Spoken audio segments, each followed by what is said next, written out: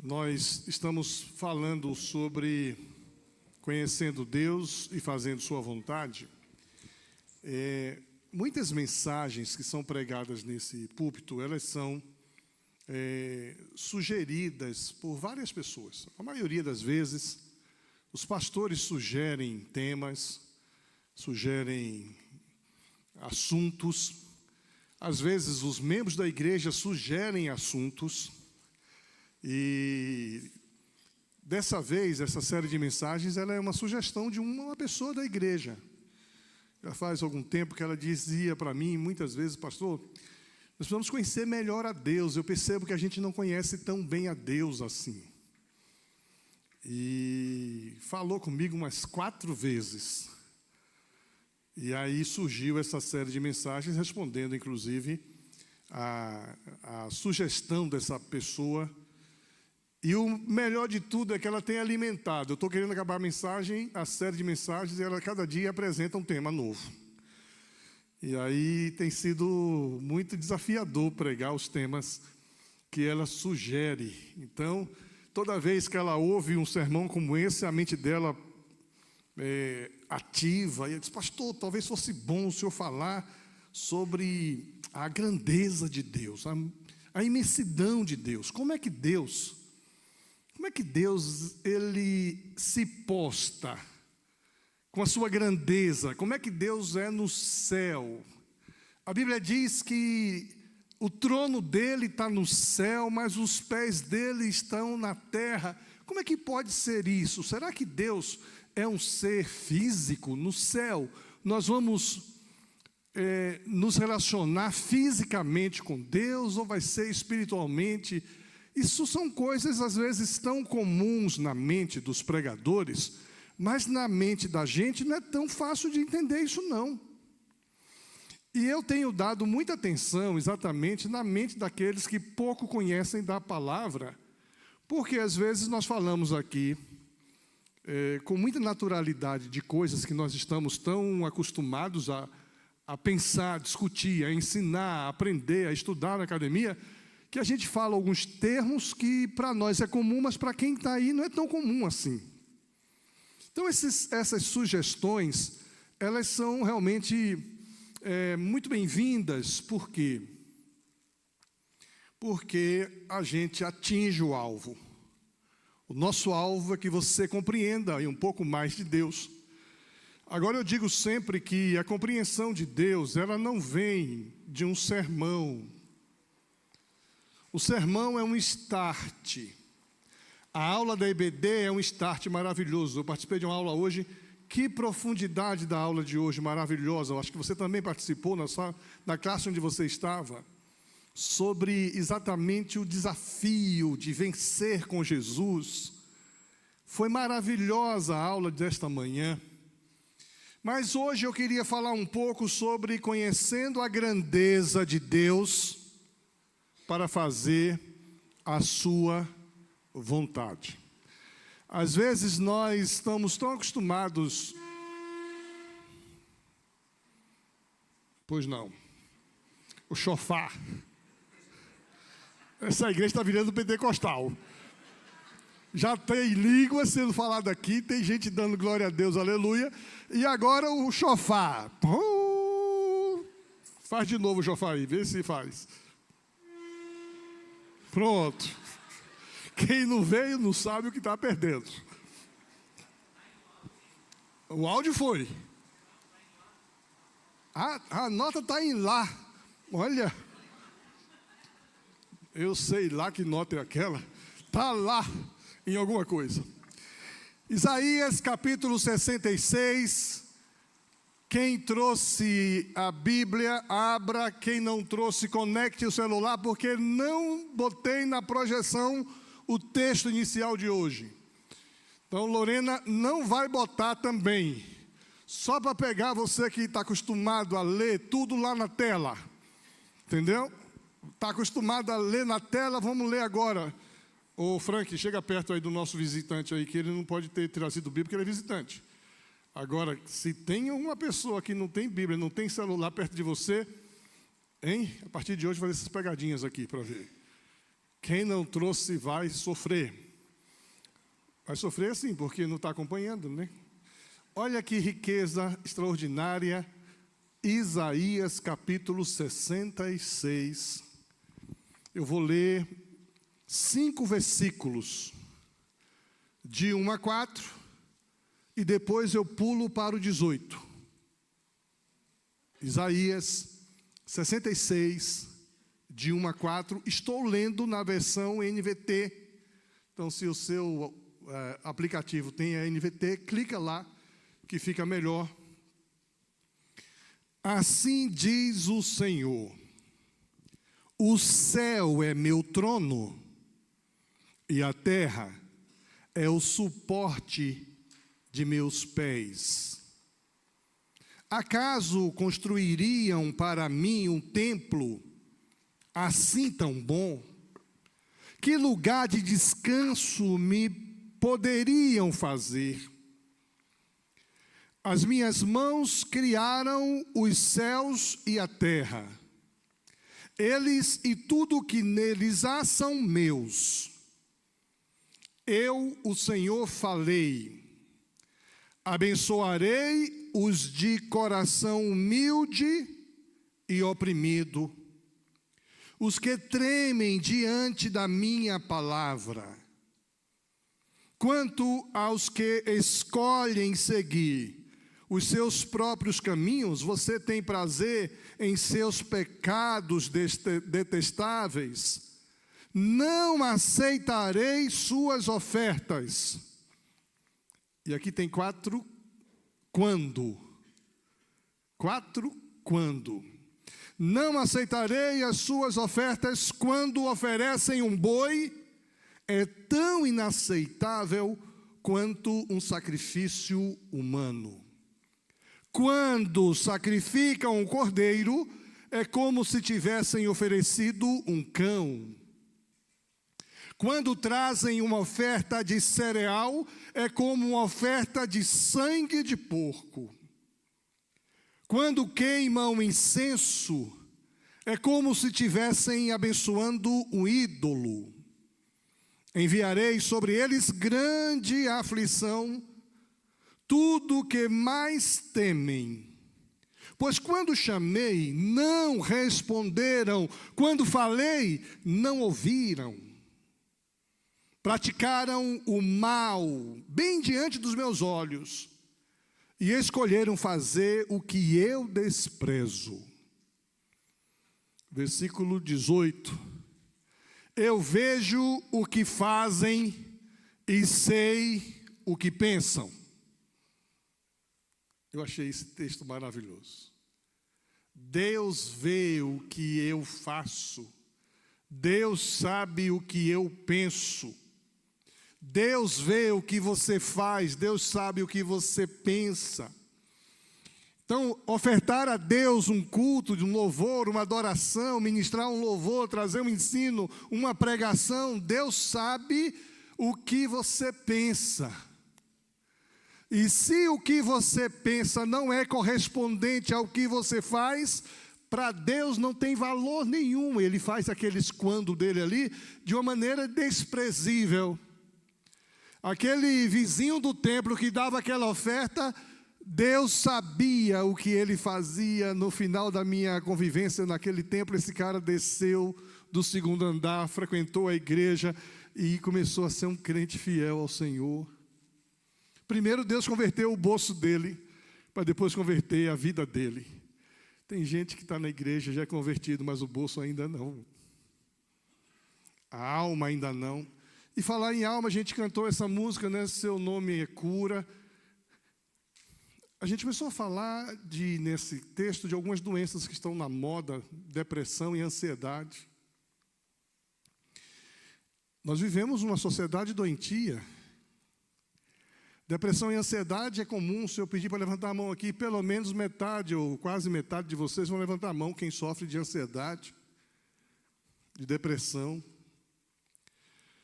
Essa semana eu tive uma experiência muito legal. Alguém estava querendo dormir, mas estava ansioso. Então mandou uma mensagem para mim: você ora por mim, porque eu estou ansioso. Achei tão legal. E eu fui orar com essa pessoa e eu disse, olha, sabe o que a Bíblia fala sobre ansiedade? A Bíblia diz que nós não devemos viver ansiosos por coisa alguma. Antes, em tudo, tornarmos conhecidas diante de Deus nossas necessidades. Tem muita gente ansioso porque tem se preocupado com o que não é necessário. Tem enchido o coração do que quer. E quando se enche o coração do que quer, se produz ansiedade.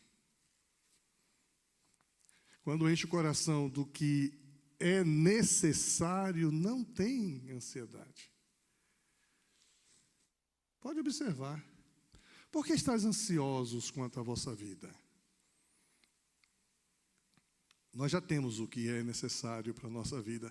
Antes, em tudo, sejam conhecidas diante de Deus as vossas necessidades pela oração, súplica e ações de graças. E a paz de Deus, ansiedade é ausência de paz. Aí eu falava com a pessoa, você sofre de ansiedade? Sofre. Você já foi atendida por um médico, psiquiatra, psicólogo? Já. Você toma o seu remedinho? Tomo. Já tomou hoje? Já tomei. Falei, então pronto. Agora nós vamos fazer o que a Bíblia manda fazer. Orar e ser agradecido. E aí fiz a oração, terminei a oração citando um salmo que diz, em paz deitarei e em paz dormirei, porque só Tu, Senhor, me faz repousar em segurança. Veja, o remedinho da ansiedade não estava resolvendo, mas a oração resolveu. Às vezes você está ansioso porque você está enchendo o seu coração do que você quer e não do que você precisa. Às vezes você está ficando ansioso porque você tem tudo. Você tem muito mais do que o que você precisa. E tem gente que sofre de ansiedade. Aí é uma patologia. Precisa sim de atendimento médico. Eu recomendo alguns para psicólogos de minha confiança. Porque não é qualquer psicólogo que eu recomendo também não. Antigamente dizia psicólogo evangélico. Nem todos os evangélicos também recomendo não. Psiquiatra de minha confiança. Então é preciso dar atenção para isso, porque Deus vê o que você faz, Deus sabe o que você pensa.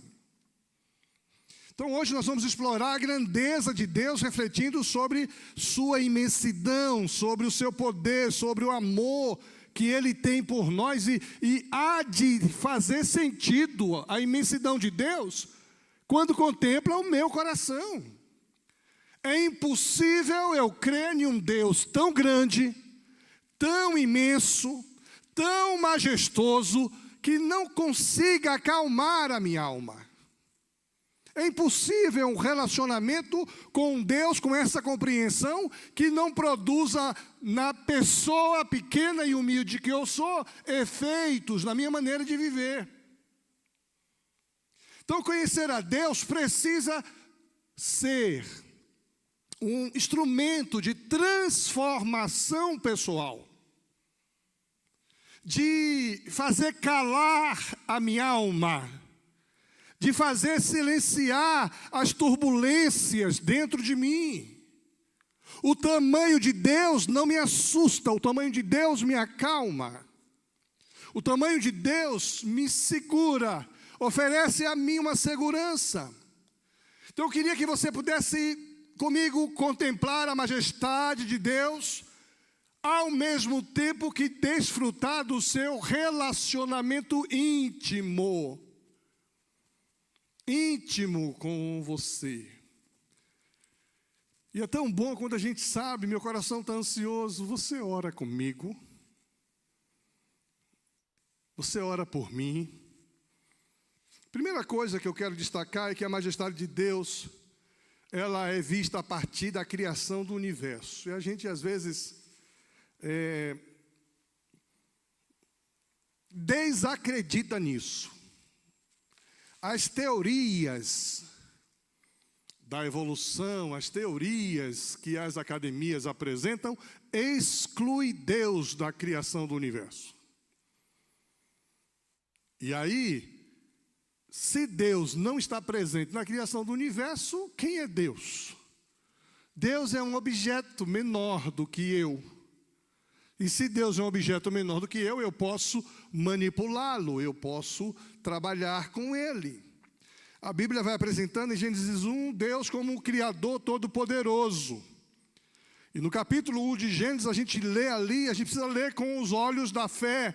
Nós precisamos entender, enxergar, absorver e crer. Deus cria tudo a partir do nada. Se a Terra é um dos menores planetas do universo, e é tão vasta a Terra, qual o tamanho de Deus? Deus é muito grande. Precisamos reconhecer que cada detalhe da criação reflete a sabedoria e o poder de Deus. Não tem ninguém igual. Cada detalhe da criação é fantástico. Por que a gente se encanta com uma criança? Eu estava aqui vendo o nosso baterista, e tem uma hora que ele tem um acesso de energia, que ele bate com tanta força, quase me atingiu com a baqueta. E eu fico, será que aquilo ali é uma catarse? Será que aquilo ali é uma empolgação? Ou ele vê o pessoal batendo lá, será que a hora que eu posso extravasar é aqui? E quando ele resolve bater no encosto, a mãe fica chateada, no encosto da cadeira. Porque nos outros encostos a gente bate em nome de Jesus. Hã? É um dom natural dele, é mesmo. É um dom natural aquilo ali. O menino, e vai na cadência certa, gente. Interessante. Uma criança nos encanta. Por que uma criança nos encanta? Com a sua naturalidade, a sua particularidade. E não tem nenhuma criança igual a ninguém. A beleza das crianças é um negócio extraordinário. Hoje eu olhei para trás e contemplei o sorriso lindo de uma criança ali. Não sei se é a Liz ou é a Lisbela. É a Ivy. Olhei para ela, deu um sorriso lindo, eu mandei um beijo, ela retribuiu. Deus cria e dá detalhes na criação que refletem quem Ele é. Por que refletem quem Ele é? Tudo que existe reflete Deus. E a humanidade reflete de maneira singular Deus.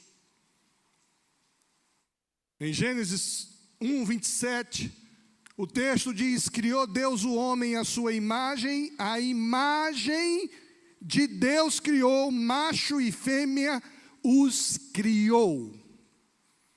Interessante que quando no grego a expressão macho e fêmea aparece até o século XIX, isso para nós não tinha nenhum valor, se era macho e fêmea, se era homem e mulher, se era um e outro. Mas no grego não, no hebraico, me ajuda aí, eu falei errado. No hebraico, a palavra é macho e fêmea. Parece que Deus, na criação do universo, saberia que no século 21, uma confusão seria colocada na sociedade. Mas só para os homens, não para os animais. Não para as plantas, não para os outros seres. Só para os homens, porque estão querendo corresponder ao amor a si mesmo. Aquilo que a gente estudou nessa manhã, na escola dominical.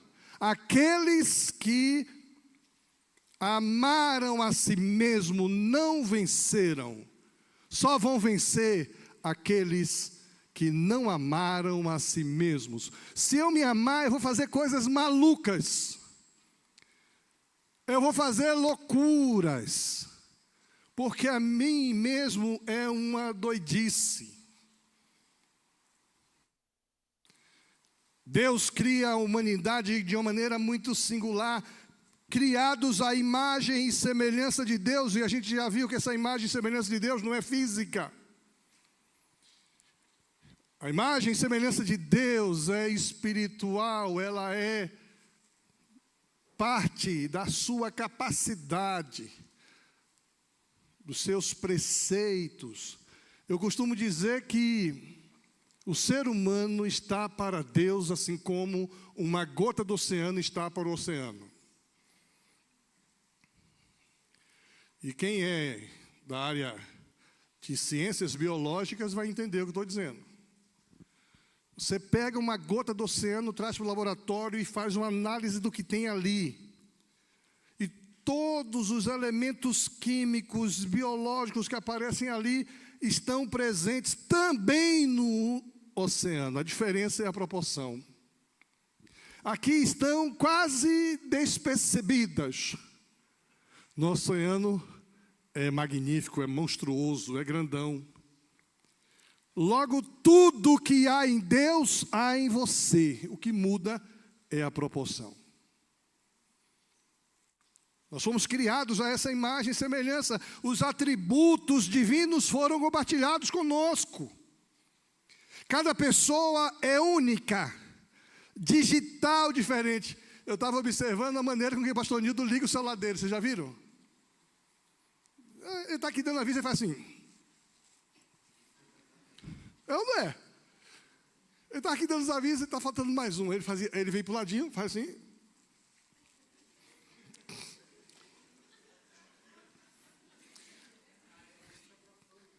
Deixar para a família isso aí. Estou sendo reprovado. Deixa para a família isso aí. Isso não é a família para o senhor estar fazendo essas coisas. Agora, se você observar, para ele botar digital, que é única, até o dedinho do pé ele muda. Vocês nunca viram isso? Presta atenção. Assista ao culto dessa manhã, abertura, e veja o pezinho.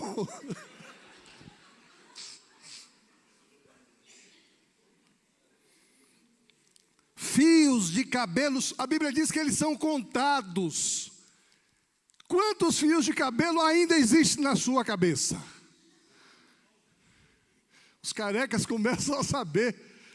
Eles não sabem, mas Deus sabe. Até os cabelos da cabeça de vocês estão contados. Mateus 10, 30. Está contado, gente. Hoje tem gente ganhando dinheiro fazendo a implantação de cabelo. Eu tenho um amigo muito querido, que um dia ele passou por mim no trânsito e falou comigo com muita alegria. Eu falei, quem é aquele? O cara sempre foi barbudo. E sempre foi careca. Quase todo careca é barbudo. Já percebeu isso? Dificilmente um careca não é barbudo. Isso é psicologia profunda. De que vale tudo isso se você não está aqui? Gente, dificilmente a gente vai dizer o careca que não tem barba.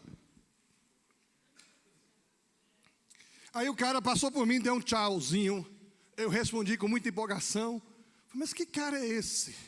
E a cabeça não parou. Eu era gerente da Hermes Macedo naquela época, ali do Bacaxeri, e ficava às vezes na porta, chamando o cliente para entrar, porque o cliente não entrava. E o cara passou. Eu falei, quem é aquele cara? Fiquei com essa cuca. Fiquei com essa coisa na cuca lá. Aí outro dia encontro ele, o cara tinha feito implante de cabelo. Rapaz. E aí tirou a barba, não preciso mais dela. Era outra pessoa. Com cabelo novo, rosto novo. Mas até os cabelos, Deus está contando. Você já foi numa casa que tem muita mulher? Quando se junta muita mulher em uma casa, de determinada idade, eu ouvi essa semana, não vou dizer de onde, uma mulher dizendo para a outra, veja, eu estava em uma casa com 4 mulheres e 2 homens. E uma mulher disse assim, pois é, fulana, se a gente juntar os nossos cabelos aqui, dá uma boa peruca. Menina, meu cabelo está caindo. As mulheres ficam preocupadas com o cabelo caindo. Quantos cabelos ainda você tem? Deus conhece. Essa singularidade da capacidade de Deus criar você. Logo, essa imensidão divina tem tudo a ver com você. Você não pode se sentir inferior, pequeno, infeliz, inseguro, pensando que você é uma coisa solta no universo. Você é a expressão de Deus. Você foi criado à imagem e semelhança de Deus. Deus conhece você intimamente e valoriza cada situação em você de uma forma única. E eu tenho dito aqui, isso é um pouco até de psicologia, se você souber usar aquilo que só você tem, maior impacto você terá no cumprimento da sua missão. Tem gente que é extraordinário em escrever, escreva. Tem gente que é extraordinário em cantar, canta. Tem gente que tem um dom extraordinário de bater bateria. Bate bateria. Falar nisso, ele ganhou bateria já? Não, né? A casa não tem espaço, né? A casa tem que ser antes da bateria. Já ganhou uma eletrônica. Põe um fone de ouvido. Mas o que eu quero dizer é que você tem algo que só você... Já viu alguém que se reprime?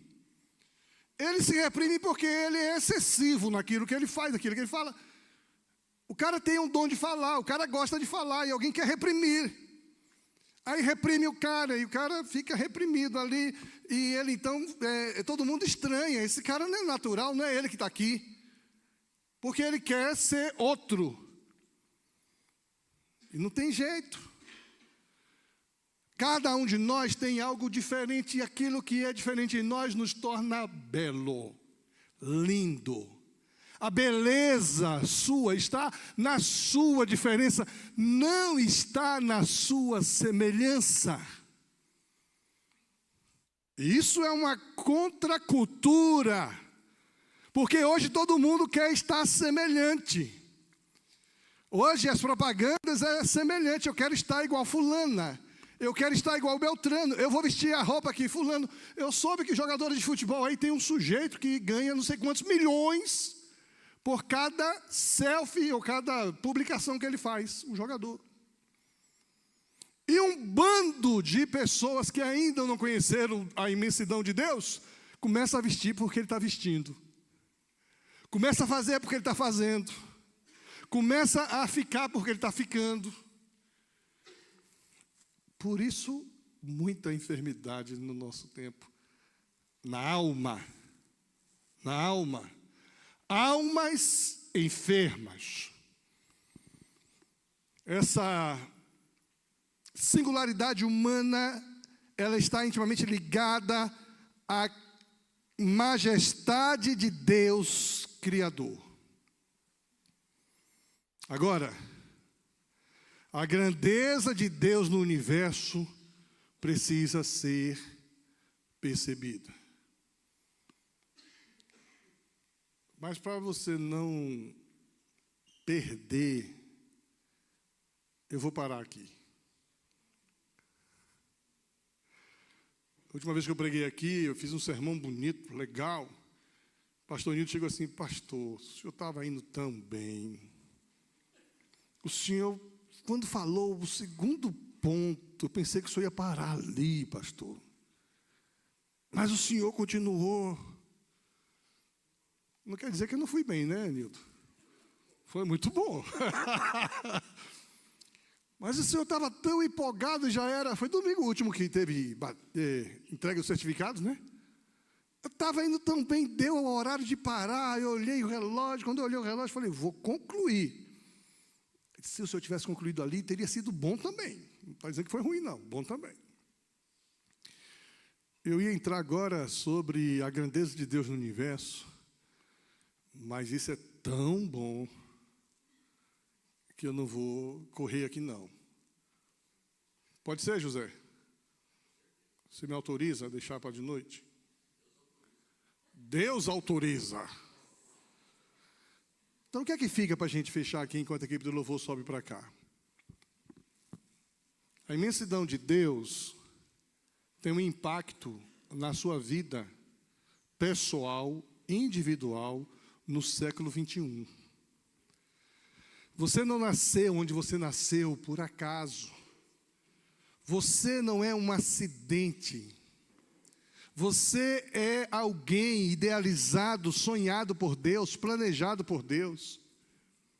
Por pior que tenha sido sua infância, por pior que tenha sido alguns momentos da sua existência, esta singularidade que você é e que você tem faz parte de um projeto de Deus. E você precisa conectar essa imensidão divina com tudo isso que você é.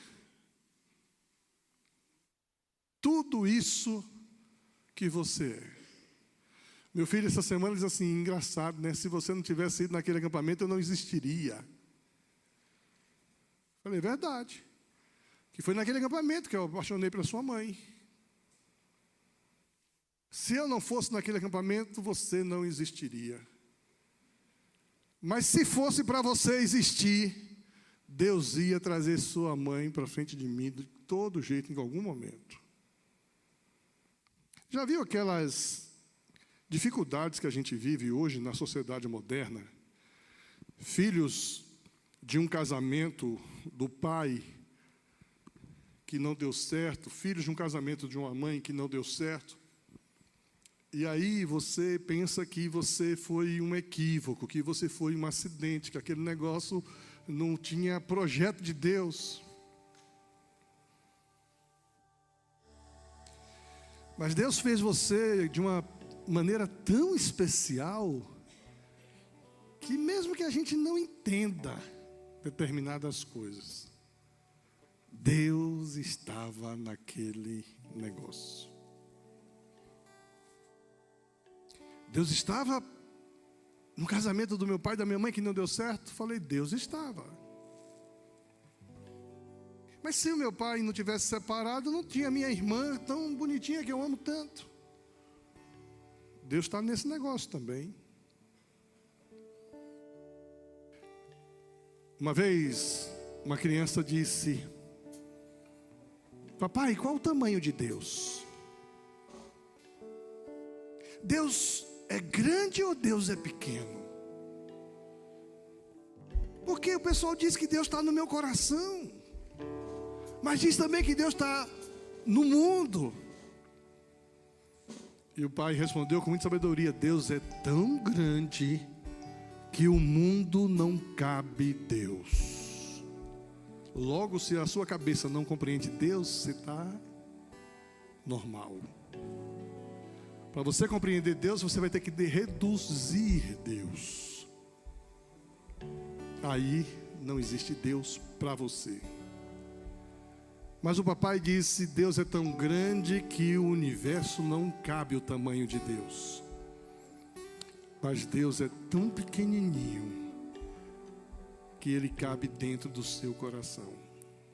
Essa é a imensidão de Deus. Nos lugares menores do universo, Deus está lá. E nos maiores lugares, Deus está também. Por isso a gente diz assim, declare pelas ruas o nome de Jesus. Ele está em todo lugar. E essa imensidão de Deus tem a ver o quê com a minha vida? Tem tudo a ver. Porque Ele me criou de uma maneira muito especial. Logo eu preciso gostar de Deus em mim, da cor que Deus pintou minha pele, do formato que Deus desenhou os meus olhos, dos lábios que Deus planejou e dos valores que Deus idealizou para mim. O desafio dessa manhã é que você saia daqui crendo em um Deus imenso e aceite que Ele quer se dinamizar na terra através de você. Você é a imagem e semelhança de Deus no mundo.